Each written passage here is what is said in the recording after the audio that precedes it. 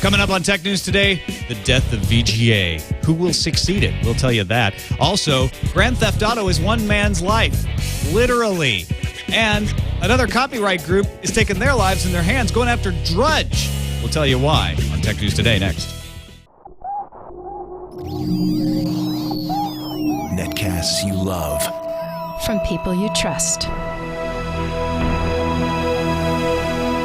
This is TWiT.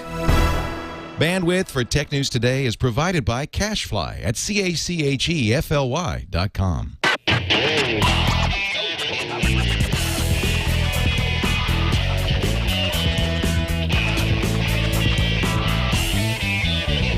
What, this? This is Tech News Today for Thursday, December 9th, 2010. Tech News Today is brought to you by Ford and voice-activated sync featuring true hands-free calling, turn-by-turn directions, 911 assist, and more. Available exclusively on Ford, Lincoln, and Mercury vehicles. And by Carbonite. Backing up files on your PC or Mac is safe and easy with Carbonite. For a free trial plus 2 free months with purchase, go to Carbonite.com. Offer code TNT. Welcome to Tech News Today. I'm Tom Merritt. I'm Dr. Kiki. I'm Jason Howell. And this is the show where we kick around the tech news of the day. Joining us today also from This Week in Law, Denise Howell. Welcome, Denise. Yay. Hello, great to be here. It's good to have more Howell in the show. That's right. Always you can good never to have have too more much Howell. Howell. Now with 50% more Howell. Double the pleasure, double the howl. The fan club for you guys is the Howlers. I don't know if you realize that, Denise. That's true. I've heard that one before. Still All don't right. know what I think about it. We're going to kick off today's show with our Wiki Leaks update, just to get it out of the way. Right before we came in here, actually, it just hit the wires. The wires. I guess they are wires. They are The internet's wires. carried by wires. It just hit Tubes. the wires. That's just in. Vigilante group Anonymous has man arrested in Netherlands. Flash, Dutch 16-year-old boy has been arrested by the Dutch high-tech crime team. Does kind of sound like a 20s era story, doesn't it? That could be great. We could do Tech News Today, the news bites in Tech news tomorrow. 1920s. So the boy has been arrested. They have not released his name. He's being held for interrogation. They've seized his computers. They are attempting to find out more about the group that they think that it is likely he was involved with. Well, yeah, it's called Anonymous. Called Anonymous. And they're all over the place. Yeah, and there are many of them. They are legion. They are legion. Anonymous tried to attack Amazon.com today, but kind of like attacking Google. Amazon is used to this sort of thing. They have a lot of wherewithal at their power, and the low orbit ion cannon, that's the software most often used for these attacks, is not up to the Amazon attack. It doesn't look like they made a dent in it. They then turned their attention back to PayPal to try to hit the API for PayPal. Amazon, for its part, also in the news because there is a book in the Amazon store, the Amazon Kindle store, about Wiki Leaks containing documents exposed in the leak. Yeah, and this book is getting a lot of flack by reviewers on Amazon. People are giving it a very low rating, mostly because of the idea that somebody is profiting off of information that should be free. Interesting other aside to this, though, is that the information that's in there from WikiLeaks, it's excerpts. It's done in a way that a newspaper or magazine would also profit off of this information, in that they're excerpting the information and they're commenting on it, analyzing and commenting. And the other side of that is Amazon kicked WikiLeaks off of their EC2 service. They didn't want to host WikiLeaks cables. Yeah. And they're saying, well, the reason we're able to host this book is it's like the New York Times or something like that. PayPal has released the WikiLeaks funds. If you remember, they had kicked WikiLeaks off the PayPal service. WikiLeaks had money in that account. PayPal has released the remaining funds to WikiLeaks. However, they say they will still not allow WikiLeaks to use PayPal. Facebook and Twitter also booted WikiLeaks supporters for violating terms of service, encouraging the denial of service attacks, which is against the terms of service of Facebook. In any case, whether it's WikiLeaks or anybody else, you can't get on and encourage illegal acts. And launching a denial of service attack is, pretty uncontroversial. It's the internet. It's the internet. I guess equivalent of shouting fire in a crowded theater. Yeah. Of course, new anonymous organized accounts and 4chan accounts have been created. So it's not like you really can eliminate them. And finally, Cory Doctorow points out on Boing Boing that there's a great source for getting some context if you want to find out what is actually being leaked. It's called Wiki Leaked at wikileaks.foreignpolicy.com. A new foreign policy journal that covers nothing but the stories emerging from the WikiLeaks leaks. So if you're interested in finding a little more about the content and what it means and what it is, it's a great place to go. All right. Are you done with WikiLeaks? Did we make it through? Yeah. Do we need to talk about this some more? Everybody good? Let's get into fraud. A fake Amazon receipt generator is being used by some nefarious individuals to go after smaller Amazon merchants. You can start a shop on Amazon. You can be an Amazon authorized merchant. You can sell your stuff.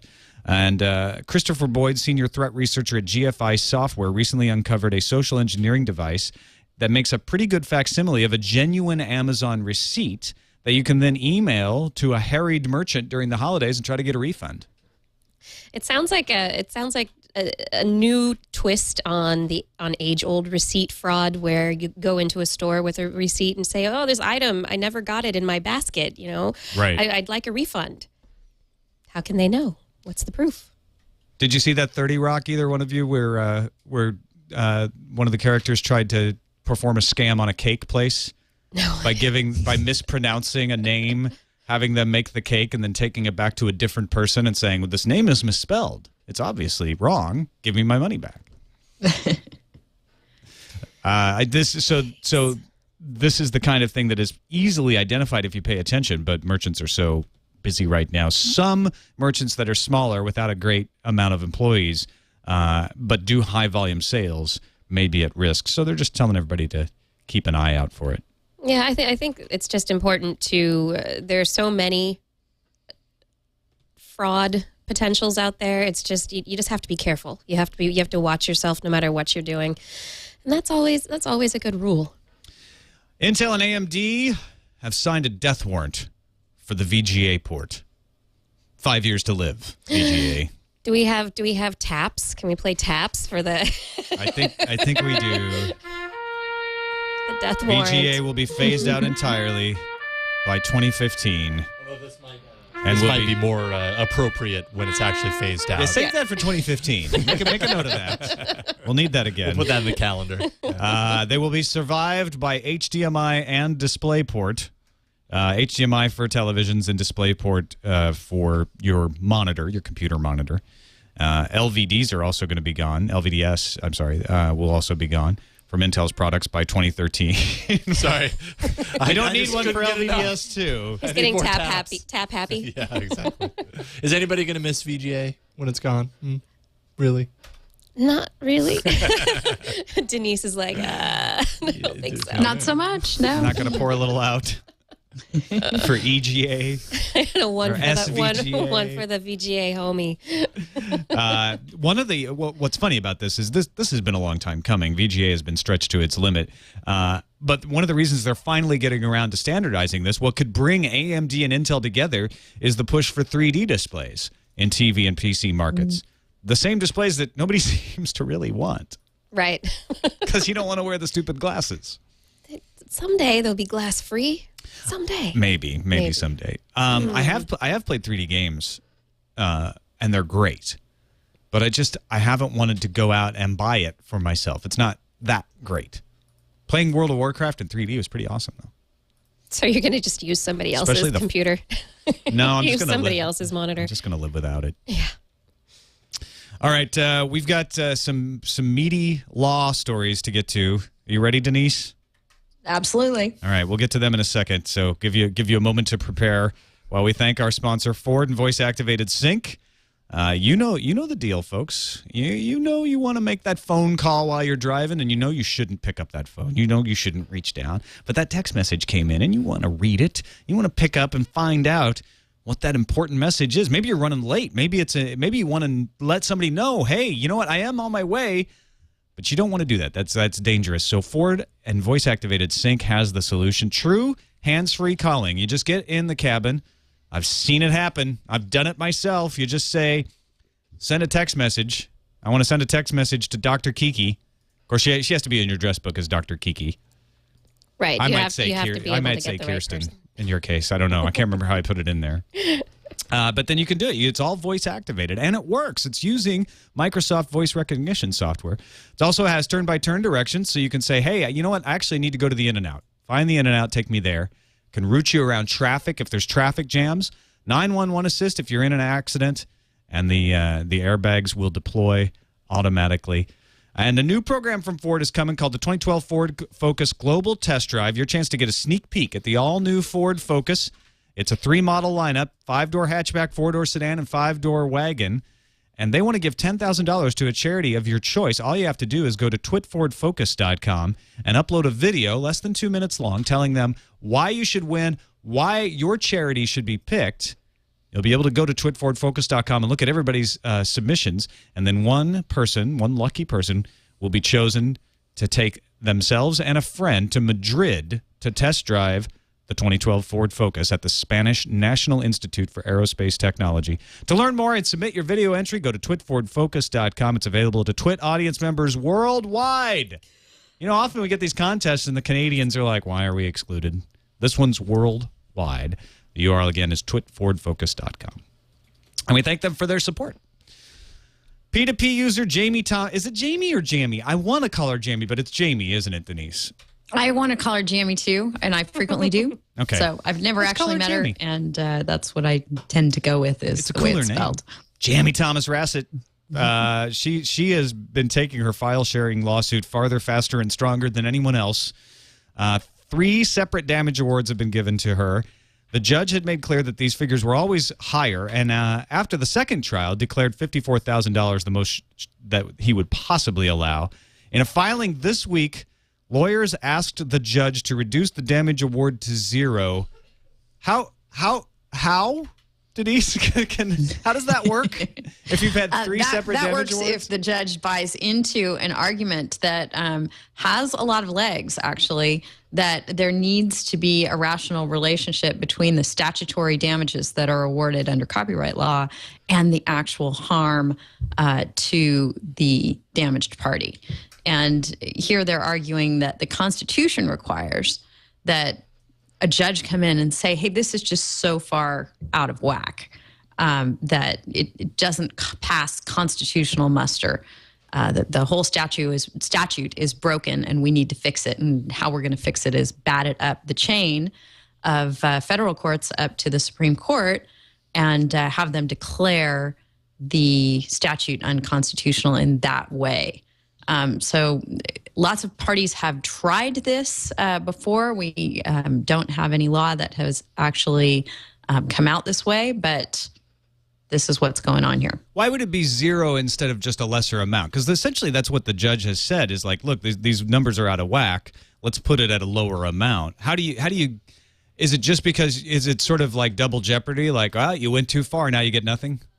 Yeah, no, it's not quite that. They're saying that it's impossible for the claimant here to show that there's been any actual harm, and that should be a threshold question in order to recover damages. But I don't think that argument's really going to fly because even if statutory damages are out of proportion to the actual harm, and there's got to be some relationship, that doesn't mean 0. Yeah. So it's a little like haggling. Like, you haven't shown actual harm, so you get nothing, and then they come back. Well, okay, hold on.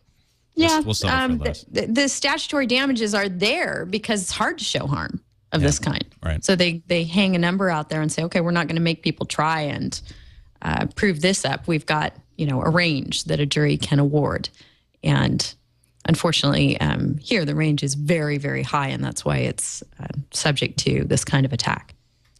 Well, this is not the last we'll hear from Miss Thomas Rassett, whatever her first name is pronounced, however her first name is pronounced.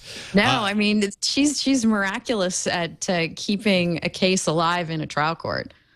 We'll just have to see how long that happens. UK copyright trolls ACS Law, they're one of those companies, well, they're called Trolls by Boing Boing, but they're one of those companies that go out and just send out mass letters to people threatening lawsuits if you don't settle for a certain amount of money. They've taken 8 people to court. The judge looks like they kind of laughed him out of court, said, look, you don't even hold the copyright. You don't get to bring this trial. Right. Yes, that's one real important thing about copyright law is you have to actually have standing to assert the claims.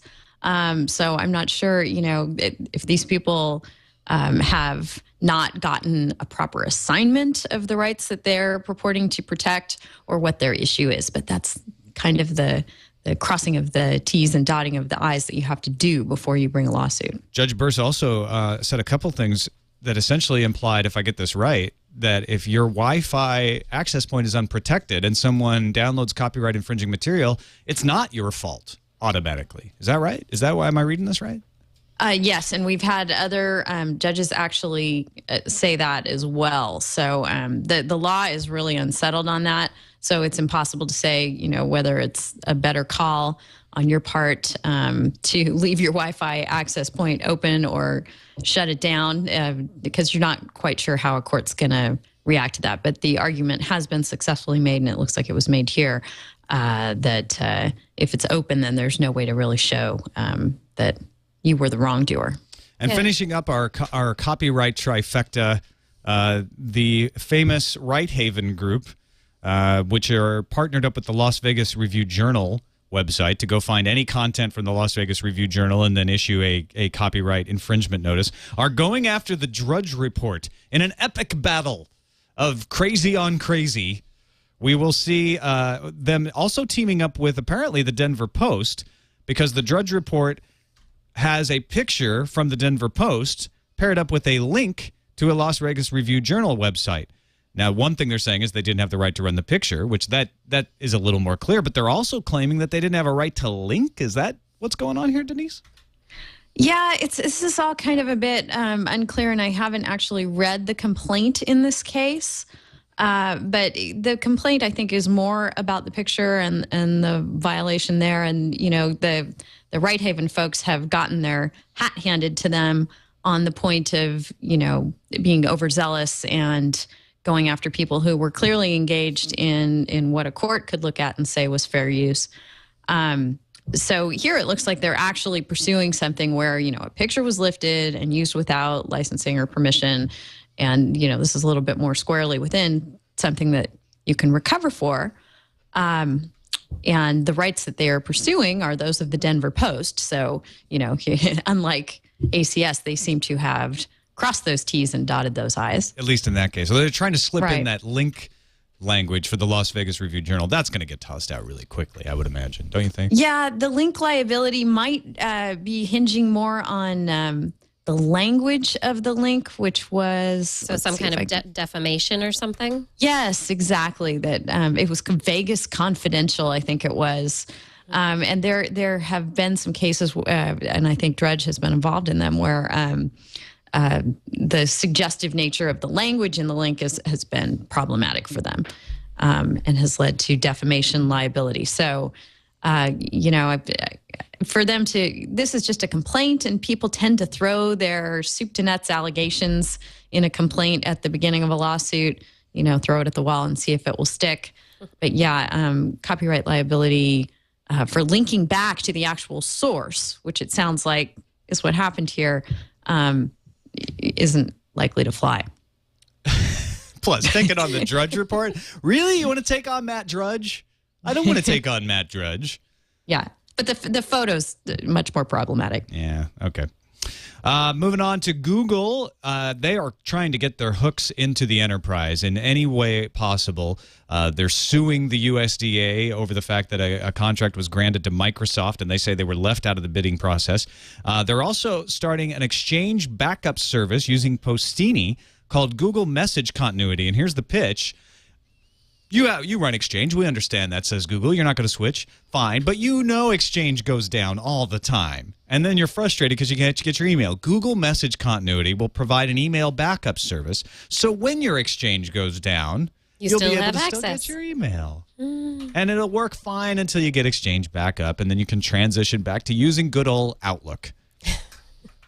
And then maybe after a while you'll realize, oh, that Google, that's pretty nice. We'll just switch to that. At least that's probably. Or you'll just keep it as the backup system so that you always have access as opposed to the online stuff, which does go down occasionally. There are problems with online access.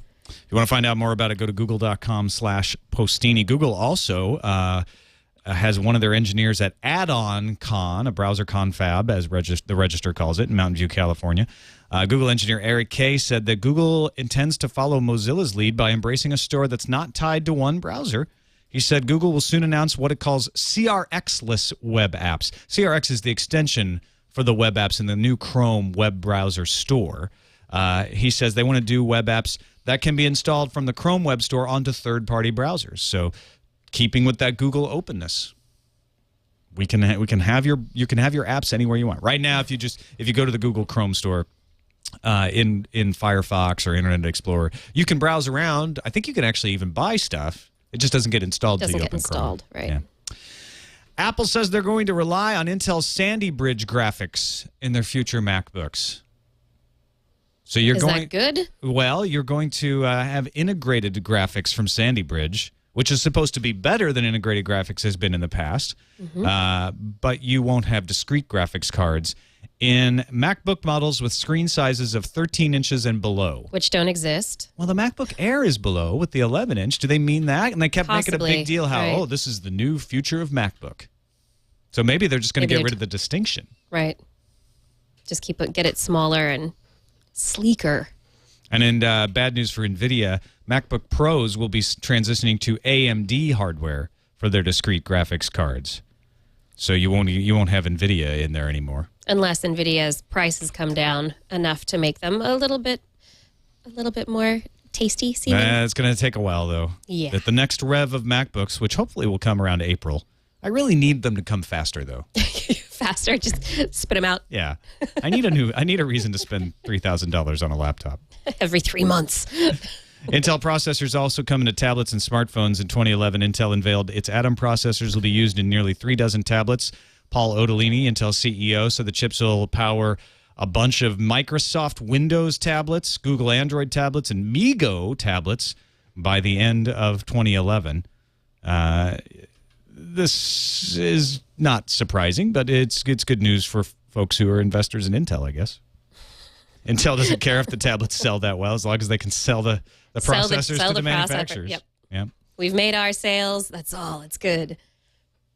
And a privacy project in the UK called ABC for Trust is developing an electronic wallet with encrypted versions of all your personal details.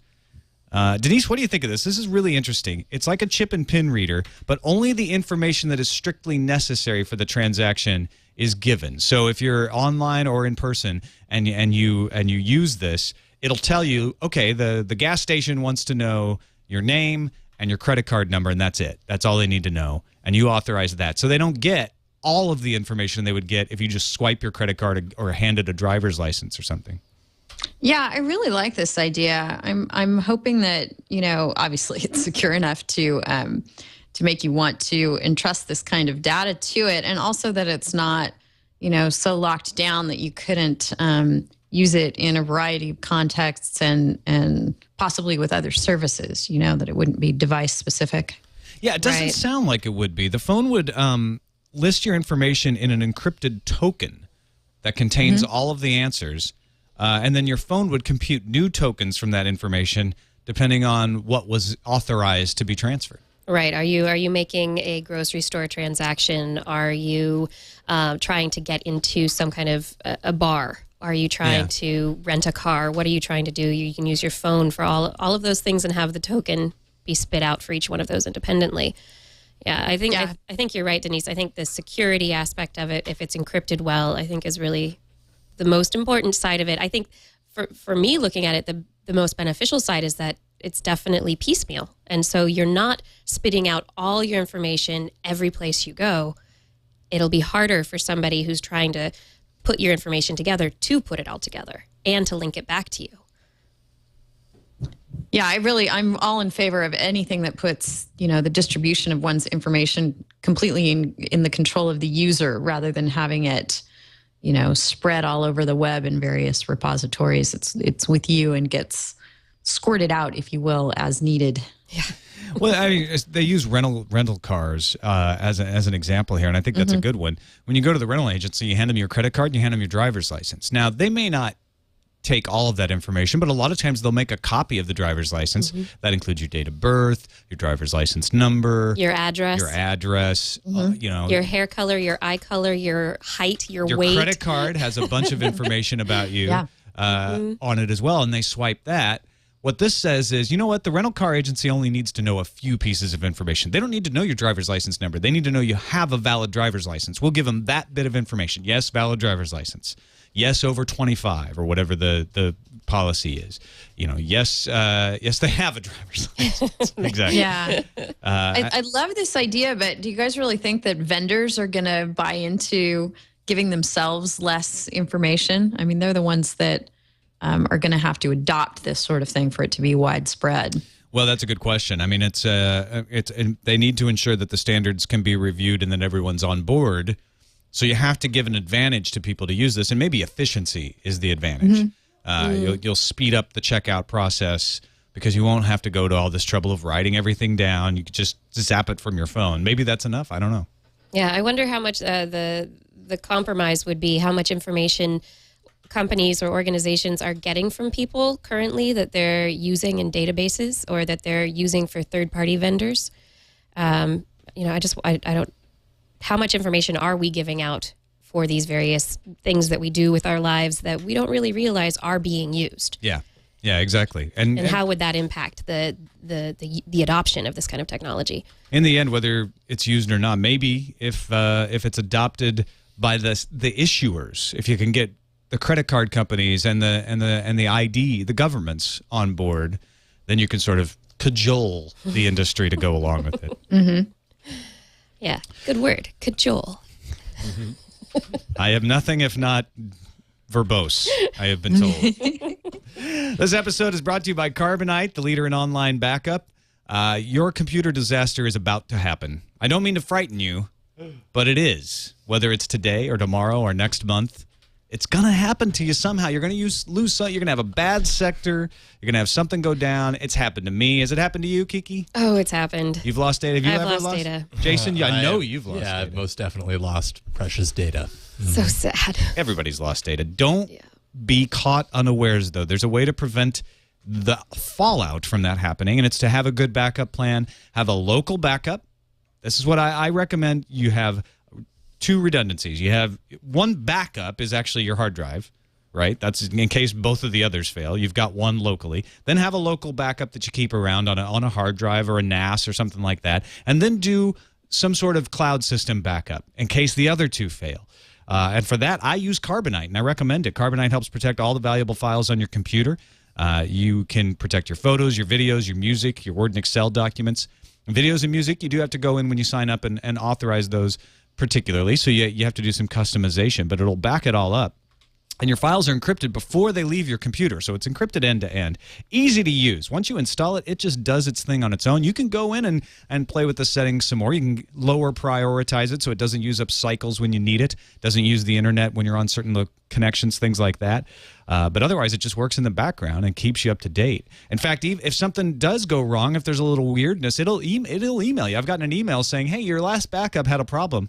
You need to go in and take a look at it, make sure everything's okay. They're very reliable and very affordably priced. Unlimited backup for your PC or Mac is $55 a year. I just renewed myself. That's 15 cents a day. That's less than the price of a cup of coffee per day. A lot less. A cup of coffee costs you like $2. Yep. Now, which would you rather have? A cup of coffee in the morning or the peace and security of backed up data? Well, guess what? At 15 cents, you don't have to choose. You can have both. Thank goodness. Try it There we for go. free. I was going to say, that's a hard one. Go to Carbonite.com and enter the offer code TNT. If you decide to buy the service after the free trial, you'll get 2 months free with the offer code TNT. Be sure to sign up for the free trial from the homepage. If you want to get those 2 months free, you don't need a credit card. Just go to Carbonite.com and use that offer code TNT. We appreciate their support of Tech News Today. Time now for the News Fuse. There it is. Oh, stud. Stars movies? Netflix don't need no stinking Stars movies. That is exactly what Netflix CEO Reed Hastings did not tell investors at a conference on Wednesday, but he did say they could live without them. He's renewing the deal for the streaming rights from Starz. They deliver movies from Disney and Sony. Says it's not essential. He says Netflix is focusing on TV shows just as much as movies, if not more these days. So, I don't know. I kind of like those movies, but Reed knows what he's doing. He knows what he's doing. Just listen to him. Google exec Andy Rubin announced that 300,000 Android phones are activated every day. Did you know that? I didn't know that. Up from 200,000 that Google claimed in August. For comparison, Steve Jobs said in October that Apple was activating 270,000 iOS devices per day on average, with occasional daily peaks of 300,000.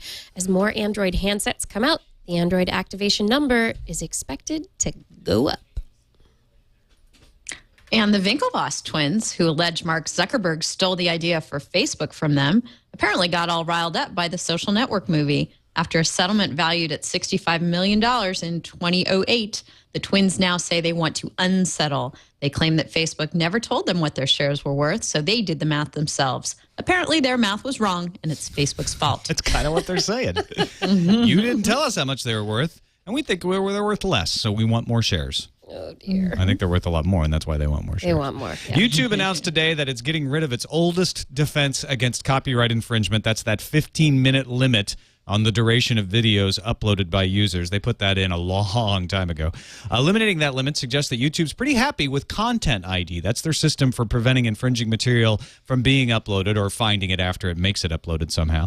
The limit will be lifted slowly. It'll be rolled out to users, but not everybody at once. So the only way to find out is to go try to upload something. Yeah, give it a shot. Are you young, urban, well-educated, and a woman? No. Possibly Hispanic? No. You use Twitter, not you. But the young, urban, well-educated Hispanic woman. Yes, exactly. Pew Research Center's Internet and American Life Project determined those are the categories of American Internet users most likely to use Twitter. Overall, 8% of U.S. online adults use Twitter, or 6% of the total American adult population. That's the same percentage as admitting to driving drunk and who wanted Congress reelected. That's true. We like these numbers. I love numbers. Yeah, numbers are fun. Well, if that wasn't a long con, perhaps this was all a long con. Michael Birch sold Bebo.com to AOL in 2008 for $850 million. That was before Facebook was quite so dominant. AOL later dumped it for a reported $10 million earlier this year.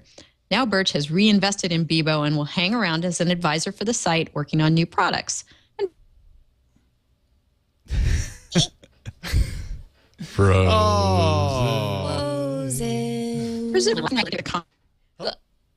Oh, and we're caught up. For some reason, the Skype did the whole freezing thing. But I think we're live again, Denise. So, yeah, I can hear you now again. Did I freeze up in the middle there? Yeah, froze up right after the word products. Let's see. That ruins the punchline. It does. Laughing maniacally. All right. On we go. Warning to everyone out there, the following is an iPad rumor. You may want to fast forward 20 seconds. A myriad of pictures showing Chinese-manufactured iPad cases with space for a headphone jack, hole for a camera on the back, place for one dock connector, and a mysterious slit on the bottom have been appearing online. We now take you back to your regular, unblurry video programming. And bring you to a prediction instead. Chitika, which has been tracking iPad adoption rates on its ad network, predicts iPads will generate 2.3% of North American net traffic by the end of 2011. The iPad accounts for 0.83% of all traffic on Chitika's network now, placing it on par with Linux. And finally, an American model, Michael Washington, known as Shag, is suing Rockstar Games as well as parent company Take-Two Interactive because they based Grand Theft Auto San Andreas on his life. If so, why is he suing instead of barging into their offices and just taking the money he wants? If it's his life, right? Yeah. I don't think any GTA character goes to court that I know of. No. I don't know. You're the lawyer. Would that undermine his case? Yeah, substantially. Yeah. Yes. The fact that you're bringing the case undermines your case. Sorry. We're tossing this out. All right. I want to give a shout out to another great Connect hack reported on Engadget. This comes from the good folks at MIT. Their labs have put together a hand detection system on Microsoft's ultra versatile cam, as Engadget puts it, sophisticated enough to recognize the position of both your palm and your fingers so that you can do the Minority Report thing of grabbing pictures in midair and swiping them around without ever touching anything. This is better than Microsoft Surface. Yeah, you're no longer wearing mittens. No. Now you're wearing real gloves. That's so cool. Yeah, it looks pretty cool. Awesome. Gotta say. And this is all just with the Kinect and a hack. Yep. Good job, Microsoft, for backing off of the rumblings that they were going to go after people who hacked this is kind of how Kinect works without a hack, right? You touch things on the screen and move them around. Yeah, exactly. What this hack does is simply saying, well, let's make that work for anything we want instead of just an Xbox game. So very cool. Yeah. On to the calendar. 2 days after its unveiling, CR48 Chrome notebooks have already started showing up on people's doorsteps. Looks like if you were one of the folks who scanned the QR code in relation to the Facebook fan page, you are probably receiving your CR48 today. Asimov in the chat room says Ace Detect. I have one. I don't like Asimov anymore. No, I'm just kidding. I'm just sorry, Asimov. Jealous of Asimov. I didn't know that was going to get you not liked anymore. All Things D reporting that the Mac App Store is not going to debut in December, as was much rumored, that it's probably going to wait until January to show up. The Mac App Store is supposed to debut 90 days from when Steve Jobs announced it, so that would be at the far end of that 90 days, but still within it. Best Buy is offering a free iPhone 3GS on December 10th. At least that's what Boy Genius Report is saying. If that's true, you'd be able to get it with a contract. You wouldn't be able to just walk out with a free unlocked free phone. And it's only the iPhone 3GS. And finally, have you guys heard of the hacker Captain Crunch? Yes. He's one of the guys, from the 90s who actually hung out a lot with Steve Wozniak. He was part of the Homebrew Club. And TechnologyReview.com, the MIT blog, points out that he is hit upon some really hard times. He actually needs surgery for a pinched nerve. Without the surgery, they say that John Draper, also known as Captain Crunch, who would not be able to use his hands or type on a computer. And that, my friends, would be a tragedy. Draper designed the first word processor for the Apple II. Remember, Easy Writer. So if you'd like to look into how you might be able to help out, there's a website set up, savingcaptaincrunch.com. And we wish John Draper the best. Hope he recovers. Do you think that this pinched nerve is from trying to hold a smartphone like between his neck and his shoulder? I don't know if it would be a smartphone or whether it would be just from all of that whistling that he did over the phone lines to mimic the tones. I don't know if that'll pinch a nerve. Yeah. Let's move on to the voicemail. We got one email. This is Zap. Zap is back again. We had his voicemail yesterday about the Chrome web apps. I said in response to him, so it's good for developers, but not good for me as a user when I can just get the stuff for free on the web. Huh, Zap? No, Tom. You're completely missing my point. This is not about paying for going to something which you could otherwise go to for free. The point is that Google has set up a system so you wouldn't be able to go for free to this link because behind the scenes there's something like OAuth or similar talking to the Google server. So you can only go to this link if you have paid. You can use the app at all, get the premium experience, get the ad-free experience, etc. This is not about Chrome. This is not about Chrome OS. This is about HTML5 apps that you can run on any browser or even any device, and you can get paid for them easily, quickly, and with an impulse buy. That is huge. For the developers. Yeah? Denise, were you about to say something? Nope. Oh, okay. I heard voices in my head. Listening in. Okay, he makes a good point, and it's still a developer-oriented point. For me as a user, that means that it's DRM. That's the way he described it. If I haven't paid, I don't get to use it. I don't know if that's true or not, but I get what he's saying, which is this is very good for developers. And if I may put words in your mouth a little bit, Zap, you might get people to make some software that they otherwise wouldn't make. maybe that's true. Although open source and free software have created a lot of great software out there. So I'm not sure. You're making good points. I'm not sure if you've won me over quite yet. But I appreciate the dialogue. You can call 260-TNT Show. Leave us a voicemail like this person did, explaining why Android eats more data than the iPhone. We had a lot of people with this. Here's an example of why Android uses more data than the iPhone. The Listen app will sit there in the background and it'll download my podcasts while I'm on the go. Well, on the iPhone, you have iTunes where you can download podcasts, but they don't come out as quick as the real iTunes. So you tend not to do that.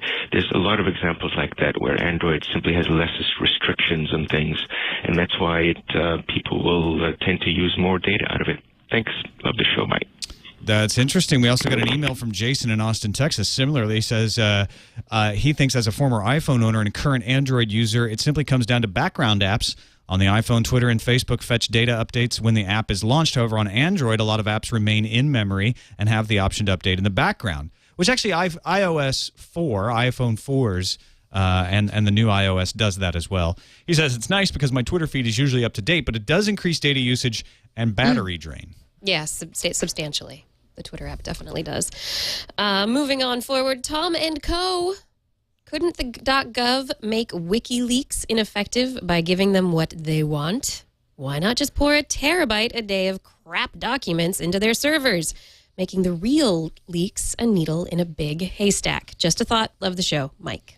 So a little fight fire with fire? Yeah. A little denial of service by flooding? You're going to leak? Here's a fire hose. Yeah. The RIAA strategy for P2P. Yeah.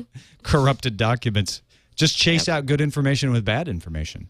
Who's to say? Or not necessarily bad, just nothing information. Who's to say that's not what they did already? Yeah. Maybe none of these leaks are true. Maybe we've all been duped. And the secret world government is laughing up their sleeves at us as we speak. Yeah, well, a lot of the leaks are not really worth anyone's time anyway. A lot of them sound like they're made up. Yeah. Lots of ways. All right, thanks everybody for riding along with us today. Denise, Howell, thank you for being with us, helping us get a little insight. We had a lot of legal news today, so it was really good you were on. It was really fun. Thank you for having me. Tell people where they can find This Week in Law and anything else you're doing. Well, This Week in Law, of course, on the TWiT network at twit.tv/twill. We record live on Fridays at 11 Pacific, so join us. And you can check out our Facebook page for the show at facebook.com/thisweekinlaw. We always post pre-show questions, want to get your feedback on the show, so go check it out. And don't miss Dr. Kiki on This Week in Science, as well as Dr. Kiki's Science Hour and Green Tech Today. That's right. Keeping you busy. Keeping me very busy. We're trying to get a whole bunch of Green Tech Today episodes shot before I kind of retreat into you pregnancy into the pregnancy into world. Yeah, before I bud. All right. Yep. Thanks, everybody, for being with us. Twit.tv/TNT is our website. You can find a link in there to our wiki that has all our show notes where we have links to everything we talk about. You think I'm crazy about Chrome OS?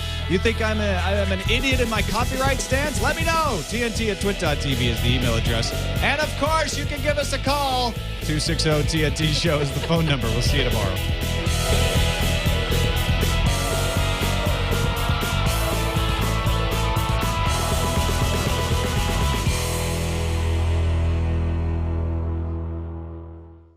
Was it me or was the music really louder loud? than usual? Really loud. Yeah, maybe I was pushing it.